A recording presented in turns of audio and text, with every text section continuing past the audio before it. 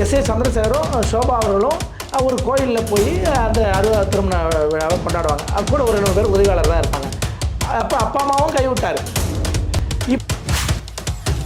களத்தில் வேலை செய்யாதவராகவும் அடுத்தது மக்களை சந்திக்காதவராகவும் இருக்கிற இவர் அரசியலில் இல்லைங்க, இது சினிமா டைலாக்ங்க. அவன் அது யதார்த்த உண்மை என்னன்னா அவரே ஒரு 100 படம் நடிச்சிருப்பாரு. அதில் எத்தனை படம் ஹிட்டுன்னு பாருங்கள், ஒரு 20 தான் ஹிட்டாக இருக்கும். ஆக நீங்கள் அந்த 20 படத்துலையும் எல்லா டைலாகும் ஹிட் ஆகாது. என்ன ஒரு 50 டைலாக் வைப்பீங்க, அது 5 டைலாக் ஹிட் ஆகும்.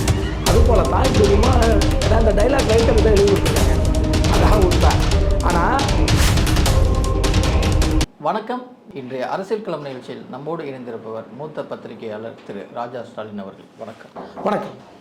திரு விஜய் அவர்கள் தஞ்சாவூரில் பேசிய இன்றைய கூட்டத்திலையும் தீய சக்தி தூய சக்தி அப்படிங்கிறார். சில நாட்களுக்கு முன்பு தான் அவருடைய மனைவி ஒரு மிகப்பெரிய குற்றச்சாட்டு, குறிப்பாக சொல்லணும்னா கள்ள தொடர்பு அப்படிங்கிற ஒரு வார்த்தையை பயன்படுத்தியிருக்காங்க. இப்போ அரசியலில் தூய சக்தின்னு சொல்லிட்டு இருக்க தாவேக்கா கள்ள தொடர்பு இந்த மாதிரி பெண்கள் கொடுமை பண்ணுறதெல்லாம் கணக்கில் வராதா? அதாவதுங்க, நம்ம மற்றவரை போல் அது தனிப்பட்ட வாழ்க்கையில் கடந்தும் போயிட முடியாது. ஏன்னா ஒரு அரசியல் தலைவராக அரசியல் கட்சி மீது குற்றச்சாட்டு வைக்கிறாங்க. அவருக்கு அது இல்லைன்னு ப்ரூவ் பண்ணணும். ஆனால் குற்றச்சாட்டு வைக்கிறது யாரோ ஒருத்தர் இல்லை, அவருடைய மனைவி தான் குற்றச்சாட்டு வைக்கிறாங்க. வைக்கும்போது அது இல்லைன்னு நிரூபிக்க வேண்டியது அவருடைய பொறுப்பு தான். ஆனால் இது போன்ற கலாச்சாரத்தை ஊக்குவிக்கிறது இருக்குல்ல, நீங்கள் உங்கள் அப்பாவுக்கு எதுவும் செய்யலான்னு குற்றச்சாட்டு இருந்துச்சு. உங்கள் அப்பாவே கோயிலாக சுற்றினார். அவருடைய திருமண நாள் அன்றைக்கி அது எல்லாரும் 60வது திருமணங்கிறது ஒரு முக்கியமான இதாக பார்க்கப்படும். அந்த 60வது திருமண நாளில் அவரும் அவருடைய அதாவது எஸ்.ஏ. சந்திரசேகரும் ஷோபா அவர்களும் ஒரு கோயிலில் போய் அந்த 60வது திருமண விழாவை கொண்டாடுவாங்க. அது கூட ஒரு 2 பேர் உதவியாளர் தான் இருப்பாங்க. அப்போ அப்பா அம்மாவும் கைவிட்டார், இப்போ மனைவியும் கைவிட்டார். இப்படி தனி மனித வாழ்க்கையில் ஒரு ஒழுக்கம் இல்லாத இப்போ கூட என்ன மகன் அவங்களுமே கூட, ஆமாம் மகனும் கூட வச்சுக்கல. அவரும் சஞ்சய் தானே, ஆமாம் சஞ்சய் அவர்களும் கூட ஒன்றா இல்லை. ஆக இப்படி சிக்கல் போயிட்டுருக்கு. இப்படி தனியாகவே இருக்கிறதுங்கிறது இருக்குல்ல, இவர் என்ன குடும்பத்தில் என்ன சாதிக்க போகிறாரு, இவர் என்ன அரசியலில் பொது வாழ்க்கையில் சாதிப்பார், என்ன மக்களுக்கு சொல்லித்தர போகிறாரு. ஆக இப்படி இருக்கிற இவர் பொது வாழ்க்கைக்கு நேர்மை இல்லாதவராக தான் இருப்பார். அதாவது நிறைய வெளிப்படையான குற்றச்சாட்டு என்ன வருதுன்னா, 6 மணிக்கு மேலே அவர் கூட்டம் நடத்த மாட்டார். அப்போ 6 மணிக்கு மேலே என்ன பண்ண போகிறாரு? நீங்கள் பாருங்கள், அவரோட மீட்டிங் ப்ரோக்ராமே பாருங்கள். கரெக்டாக அந்த 3 மணி 4 மணி கேட்டால் நாங்கள் ஏங்க டைம் நீங்கள் தான் எழுதி கொடுக்குறீங்க, நீங்கள் எழுதி கொடுக்குறாங்க 1 மணி நேரம் முன்னே அரசாங்கம் சொல்லுது. நான் 8 மணிக்கு எங்கேயாவது பொதுக்கூட்டம்னா எத்தனை மணி நடத்தோம்? சாயந்தரம் வெயில் தாழ்ந்த உடனே ஒரு 5 மணிக்கு நம்ம எழுதுவோம். 5 மணிக்குங்கிறது 6 மணிக்கு தொடங்கும், ஒரு 8 மணிக்கு முடிஞ்சிடும், இல்லை 9 மணிக்கு முடிச்சிருங்க. இவர் எங்கேயாவது கூட்டத்தை பார்த்துருக்கீங்களா? ஒரு 8 மணிக்கு மேலே பேசி 6 மணிக்கு மேலே இருக்க மாட்டார். புறாமே ஒரு கூட்டம் பேசினாலும் அதில் ஒரு 41 பேர். ஆமாம், அது ஒரே ஒரு கூட்டம் தான், அது ஒரு கூட்டம் அப்படி ஆகிப்போச்சு. ஆக அதுதான் இவர் தனி மனித வாழ்க்கையில் ஒழுக்கம் இல்லாதவராக இருக்கார். அது என்ன பழக்கமோ என்ன இதுவோ ஒழுக்கம் இல்லாமல் இருக்கார். இவர் பொது வாழ்க்கையில் என்ன செய்வார்? கட்டாயம் நல்லது செய்ய முடியாது. ஏன்னா வெளிப்படையாக செயல்படுகிற ஆட்களே இங்கே அரசியல் நிற்க முடியலைங்க. எடப்பாடியார் ஏறத்தாழ 1 ஆண்டு காலம் தொடர் நடைபயணம், அதாவது நடைபயணம்னா பிரச்சாரம் போகிறாரு, மக்களை சந்திக்கிறாரு, பேருந்தில் போய் பார்க்குறாரு, 214 தொகுதியும் போயிட்டார். 72 வயசு அவருக்கு. அப்படி உழைக்கிற அவரே பர்ஃபார்ம் பண்ண முடியுமாங்க டவுட்டாக இருக்குது. அப்படி இடத்த கொண்டு நிறுத்துகிறாங்க. அதேமாரி அவர் வெற்றி பெற்று வருவார். ஆனால் இவர் மாதத்துக்கு ஒரு தடவை கூட்டத்துக்கு போகிறார். அப்படிப்பட்டவர் எப்படி இங்கே ஜெயிப்பார்? ஏங்க நாங்கள் எலெக்ஷன் பிரச்சாரங்க 20 நாள் 25 நாள் தான் ஒரு தேர்தல் பிரச்சாரம் பண்ணுறது டைமாக இருக்கும். அந்த 20-25 நாள் நீங்கள் 210 தொகுதி அட்ரஸ் பண்ணிவிடுவீங்களா? அவர் என்னத்தனை பண்ணுவார்? கேட்டால் நான் இங்கே பனையூர்லேருந்து பேசுகிறேன், அங்கே இருக்கிற ஒவ்வொரு வீட்டில் இருக்கிற விஜயும் போய் ஓட்டு கேளுங்க, பேசுங்க, நீங்கள் தான் ஒவ்வொருத்தரும் நீங்கள் போய் ஓட்டு போடுங்க. அது இன்றைக்கி அதை தான் சொன்னார். ஒவ்வொருத்தரும் ஒவ்வொரு விஜயும் போயிட்டு ஓட்டு கேட்பாங்க அப்படின்னு. ஆமாம், இவரை மற்றவங்க வேலை செஞ்சு ஜெயிச்சு அவர் முதல்ல வாக்கி உட்கார வச்சுருங்க அந்த சீட்டில். அவர் அந்த சீட்டில் இருந்தே செய்வார். அவர் இது போராட்ட அரசியல் எங்கேயாவது ஒரே ஒரு போராட்டம், ரோட்டில் இறங்கி போராட்டத்தை காட்டுங்க. 1000 போராட்டம் காட்டுங்க, ஒரு போராட்டம் காட்டுங்க. சும்மா அந்த படிப்பு உதவி தர்றதெல்லாம் இந்த ஜமீன்தாரில் தர்றது, சாமியாருங்க தர்ற வேலைங்க அது. அதில் இந்த டேக்ஸ் கட்டுறதுக்காக அந்த டேக்ஸை அதில் அந்த ஏடிசி பெனிஃபிட் வாங்கிடுவாங்க. அந்த டேக்ஸ் ஏடிசி பெனிஃபிட் வாங்கிக்குவாங்க.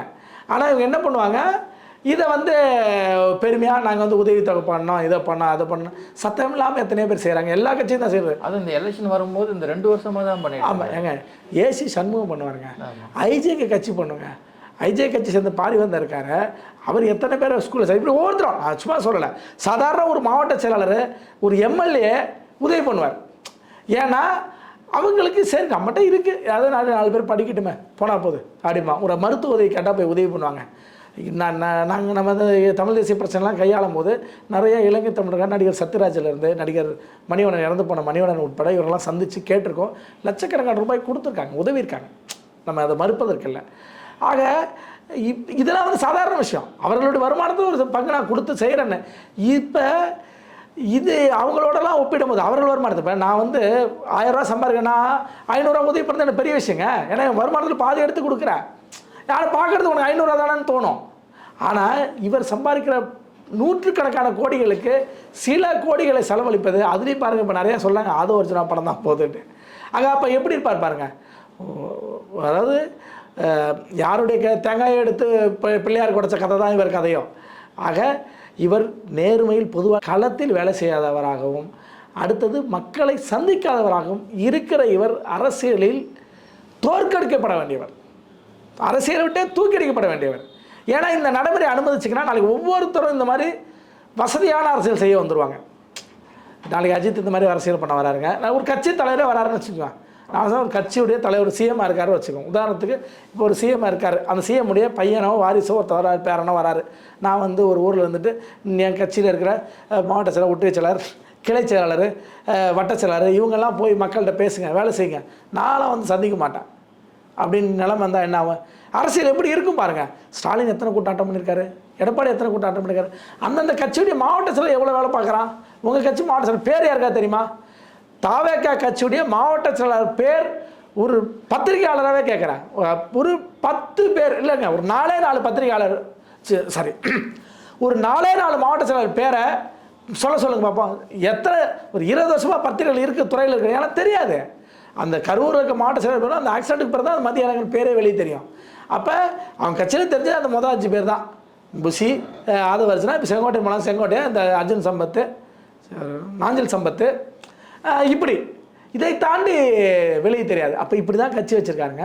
நீங்கள் 234 பேர் கேண்டிடேட் மக்களுக்கு தெரியுமா? அப்போ தெரியாமல் எப்படி வெற்றி பெற வைப்பீங்க? விஜயம் வந்து போட்டவங்களா? இதெல்லாம் வந்து முட்டாள்தனமான ஒரு பேச்சுங்க. இன்னொரு முக்கியமான ஒரு விஷயத்தை பதிவு பண்ணுறாருன்னா, தமிழ்நாடு தான் விஜய் தான் தமிழ்நாடு அப்படிங்கிறார். அது மட்டும் இல்லாமல் மற்ற கட்சிகளுக்கெல்லாம் வந்து இது ஒரு எலெக்ஷன், ஆனால் எனக்கு வந்து ஒரு எமோஷன் அப்படிங்கிறாரு. இதெல்லாம் வந்து எதிரி மோனையெல்லாம் பேசினா மக்கள்கிட்ட எடுபடுமா, இல்லை ரசிகர்களுக்காக பேசுகிறாரா? இல்லைங்க, இது சினிமா டைலாக்குங்க. அவன் அது யதார்த்த உண்மை என்னென்னா, அவரே ஒரு 100 படம் நடிச்சிருப்பாரு, அதில் எத்தனை படம் ஹிட்டுன்னு பாருங்கள், ஒரு 20 தான் ஹிட்டாக இருக்கும். ஆக நீங்கள் அந்த 20 படத்துலையும் எல்லா டைலாக்கும் ஹிட் ஆகாது. என்ன, ஒரு 50 டைலாக் வைப்பீங்க, அதில் 5 டைலாக் ஹிட் ஆகும். அதுபோல் தான் இப்படி ஏன்னா இந்த டைலாக் ரைட்டர் தான் எழுதி கொடுத்துருக்காங்க, அதான் உண்மை. ஆனால் இது மக்கள்கிட்ட எடுபடாதுங்க. நீங்கள் மக்களுக்கு வேலை செய்யுங்க, ஒரு தொண்டு ஆட்டுருங்க. அந்த தொண்டை நீங்கள் தேர்தல் சந்திங்க, தேர்தல் தோல்வியை சந்திங்க, அந்த தோல்வியின் அடிப்படையில் அடுத்தடுத்துக்கு போங்க. அண்ணா ஆட்சி பிடிக்கும்போது என்ன சொன்னார்? நாங்கள் 15 ஆண்டுகளில் உள்ளே வந்துட்டோம், இதுவே எங்களுக்கு போதுமான பயிற்சி இல்லை அப்படின்னு சொன்னார். அப்படி இருந்து வளர்ந்த அரசியலுங்க. அதனால தாங்க இன்றைக்கி திமுக நிற்கிது. திமுக என்பது சும்மா இல்லைங்க, ஒவ்வொரு மாவட்டத்துலேயும் ஒரு பத்திரிக்கை வச்சுருந்தாங்க. திராவிட நாடு பத்திரிக்கை வரும், முரசொலி பத்திரிக்கை வரும், மாவட்டத்தில் ஒரு பத்திரிக்கை வரும். படித்து படித்து படித்து படித்து வளர்ந்த கட்சி அதிலிருந்து வந்ததுனால தான் அதிமுக அதே பாரம்பரியத்தை பின்பற்றுது. கிட்டத்தட்ட அதிமுகவுக்கு கட்சி பத்திரிக்கையாகவே 10 பத்திரிக்கை நீங்கள் போயிட்டுருக்கு, அண்ணா பேரில் பத்திரிக்கை போயிட்டுருக்கு. இப்படி ஒவ்வொன்றும் படித்து படித்து வளர்ந்த கட்சிங்க இதெல்லாம். கட்சி வேலை பார்த்த கட்சி, மக்கள்கிட்ட போய் வேலை பார்த்த கட்சி. இந்த இடத்துல எப்படி வந்து இவர்கள் நிற்பாங்க? அதுபோல் இவர் வந்து மீண்டும் மீண்டும் இந்த வசதியான அரசியல் பேசுவது இருக்குல்ல, அது வந்து வெறும் குற்றச்சாட்டு தாங்க. இந்த சலுகை தருவேன், அந்த சலுகை தருவேன், இதை அது படிக்காமே பேசுகிறாருன்னு தோணுது.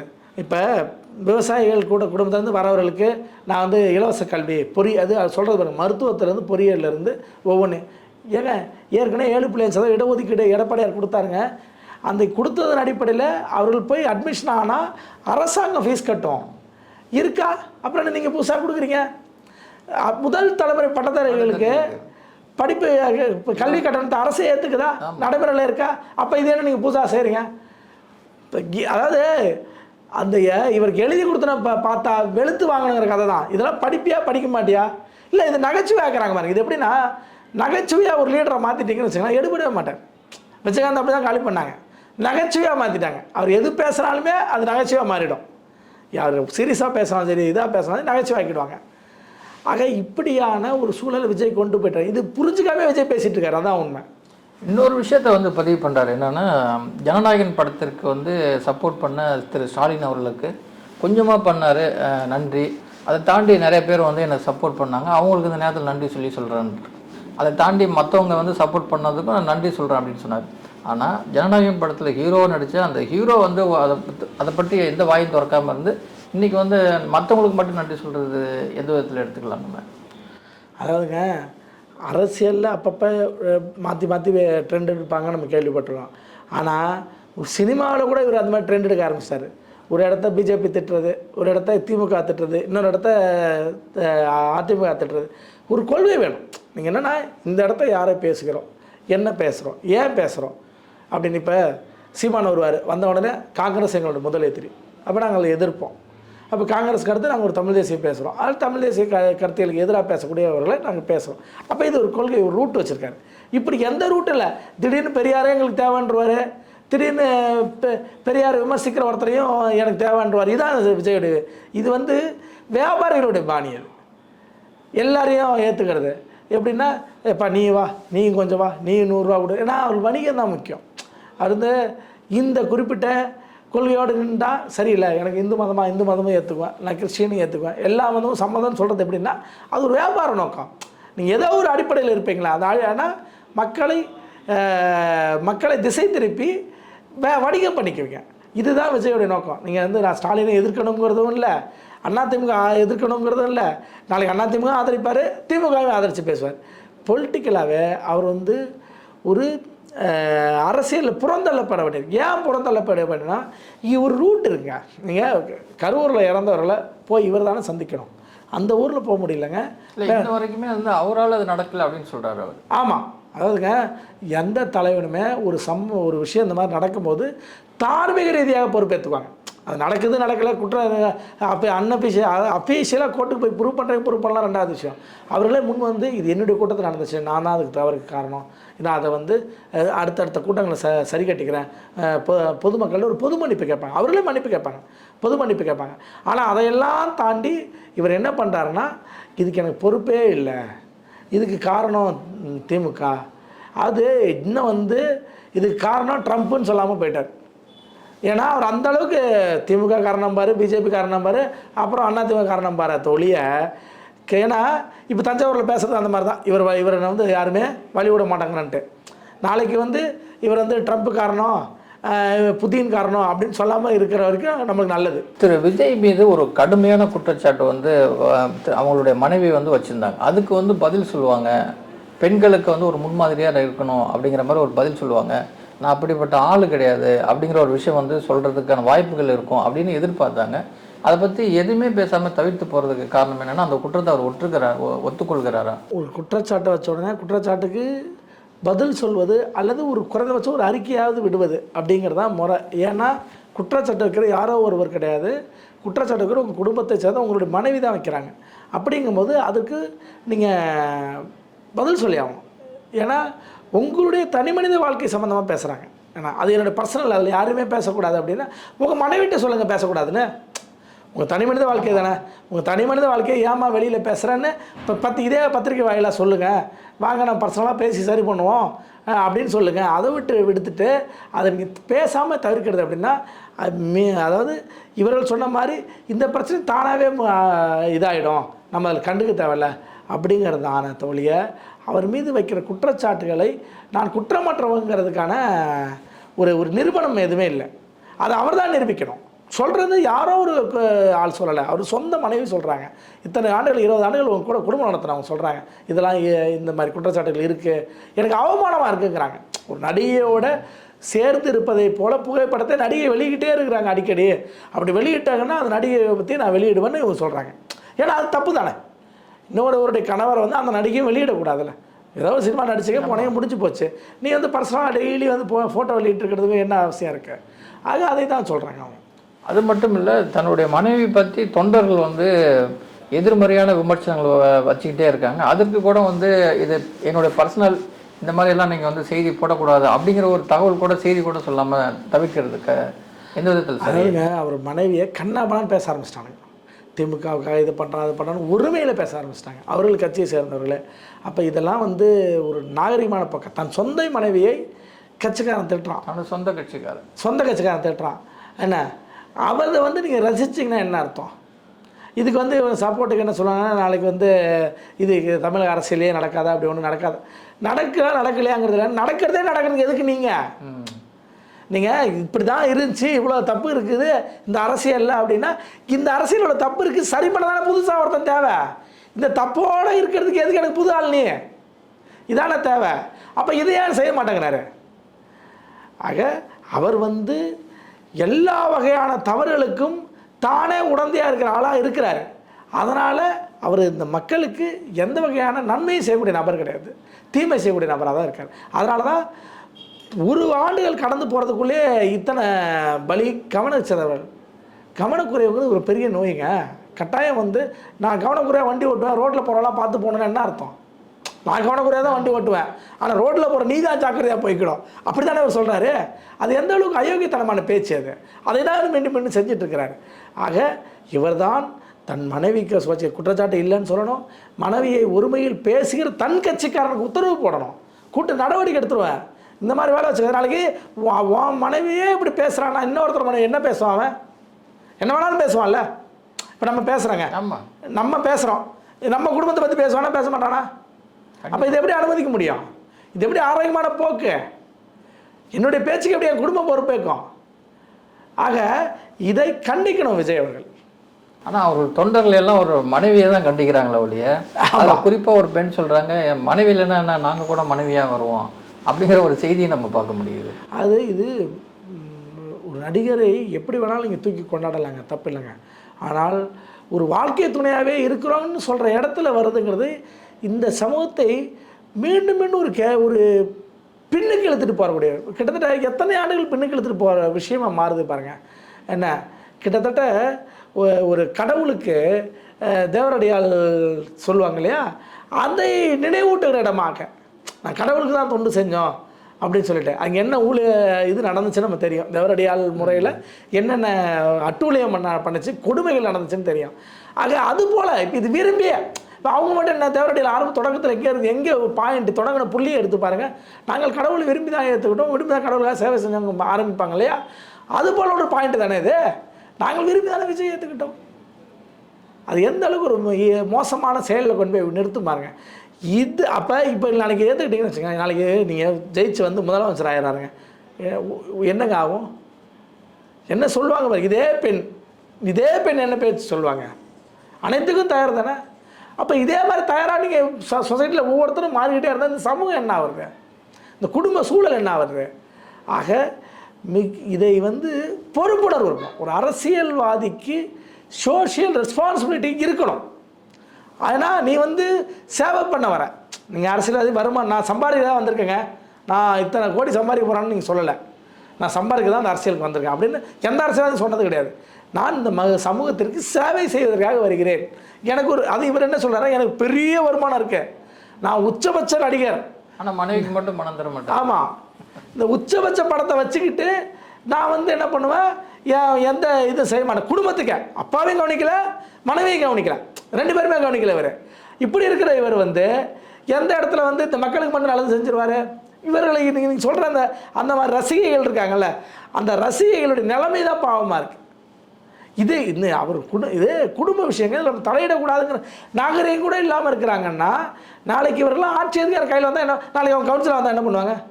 எப்படியும் அந்த மாதிரி இருக்கிறவங்க நாளைக்கு பொறுப்புக்கு வர போகிறீங்க, இல்லை ஒரு பஞ்சாயத்து போர்டு பிரசிடெண்ட்டாக வரீங்க, என்ன பண்ணுவீங்க நீங்கள்? எப்படி ஒரு சமூக சீர்காடான விஷயத்தான செய்ய போகிறீங்க? அதை எப்படி நம்ம ஏற்றுக்க முடியும்? ஆக இந்த மாதிரி விஷயத்தை மக்களே புறந்தள்ளணும். அதுதான் வந்து சரியான ஒரு தமிழ் சமூகமாக இருக்கும். தாவேக்கோடைய பிரச்சார கூட்டத்தில் முதல்ல வந்து என்ன சொல்கிறாங்கன்னா, பஸ்ஸில் இருந்து பிரச்சாரம் பண்ணுறாங்க, பொதுமக்கள்லாம் வெயிலில் இருந்தாங்க. அதுக்கப்புறம் அது விமர்சனம் ஆகும்போது அதுக்கப்புறம் ஒரு டென்ட் வந்து ஆரம்பித்தாங்க.